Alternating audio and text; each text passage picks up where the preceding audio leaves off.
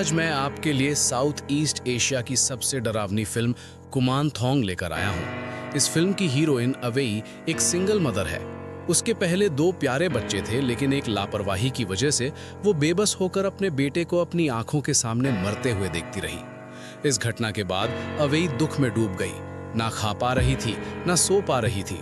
लगातार अपने बेटे का अस्थि कलश पकड़े रहती थी। उसका दर्द उसके बॉयफ्रेंड अहाओ के आने से ही कम हुआ। अवेई को उसके ट्रॉमा से उभरने में मदद करने के लिए वो उनकी शादी जल्दी करना चाहता था।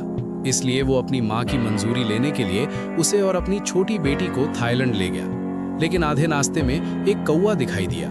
अहाओ कार से बाहर निकला और जमीन पर सांस ले रहे कौवे को देखकर तुरंत उसकी गर्दन तोड़ दी, जिससे उसकी तकलीफ खत्म हो गई। हालांकि वे कौवों को अशुभ मानते थे, लेकिन सफर बिना किसी घटना के हुआ और वे सुरक्षित उसकी माँ के दरवाजे पर पहुंच गए।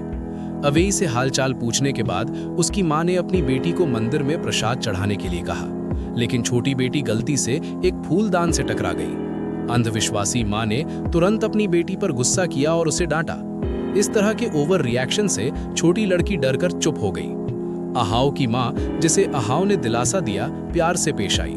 रात के खाने के समय माँ ने अवेई से कहा कि ये अहाओ की पसंदीदा डिश है और उससे कहा कि वो भविष्य में उसके लिए इन्हें बनाना याद रखे। अवेई मुस्कुराया और सहमति में सिर हिलाया। फिर उसने अहाओ की माँ को उनके आने का मकसद बताया। ये सुनकर माँ मुड़ी और चली गई। वो अपने बेटे को, जिसे उसने इतनी मुश्किलों से पाला था, कहीं और जाते हुए कैसे बर्दाश्त कर सकती थी। अहाओ फिर से अपनी माँ को दिलासा देने गया, लेकिन वो तैयार नहीं थी और उसने इसका कड़ा विरोध किया और कहा कि वो अवेई से रिश्ता तोड़ ले और चेतावनी देकर चला जाए। इस बीच अवेई ने राख का कलश पकड़ा और उसे आत्माओं के सामने रख दिया। अहाओ ने दिन में जो कहा था उसे याद करते हुए कि सच्ची इच्छाएं पूरी हो सकती हैं, उसने इसे आजमाने का फैसला किया। लेकिन तभी अहाओ की माँ अचानक प्रकट हुई।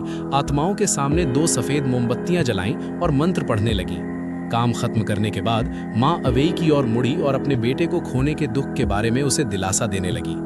अवेई को लगा कि ये दया और चिंता की वजह से है, लेकिन उसे माँ के असली इरादों का एहसास नहीं हुआ था। ऐसा इसलिए था ताकि वो अहाओ को नुकसान पहुंचाने के बारे में ना सोचे। अगले दिन अहाओ माँ और बेटी को शॉपिंग के लिए ले गया। अवेई हमेशा की तरह अहाओ की राख वाला कलश लेकर गया। तभी उसने किसी को उसे बुलाते हुए सुना। मुड़कर देखा तो उसने एक महिला भिखारिन को अपनी ओर इशारा करते हुए देखा। जैसे उस पर जादू हो, भिखारिन ने अवेई को अपने पास खींचा। ठीक है, मैंने तुम्हें सुन लिया, उसने सोचा। अगले ही पल भिखारिन ने अचानक अवेई का कलश छीन लिया और भागने लगा। अवेई लगातार उसका पीछा करता रहा जब तक वे एक मंदिर तक नहीं पहुंच गए। तभी अवेई को अपने बेटे का कलश मिला। वो